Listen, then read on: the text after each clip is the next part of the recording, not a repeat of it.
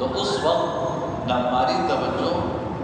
قرآن کریم جو پڑھا جا رہا ہے اس کے الفاظ کی طرف ہونی چاہیے۔ قرآن کریم جو پڑھا جا رہا ہے، آپ پڑھ رہے ہیں یا امام صاحب پڑھ رہے ہیں، اس کے الفاظ کی طرف توجہ ہونی چاہیے کہ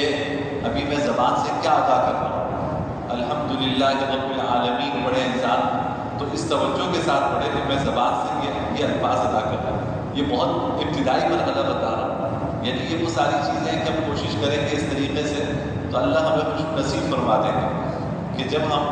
تلاوت کریں تو سوچ سمجھ کے کریں کہ میری زبان سے ابھی الحمدللہ رب العالمین نکلا، پھر الرحمن الرحیم نکل رہا ہے، پھر مالک یوم الدین نکل رہا ہے، تو جو منہ سے نکلنے والے الفاظ ہیں ان کی طرف توجہ۔ اور اگر سری نماز ہے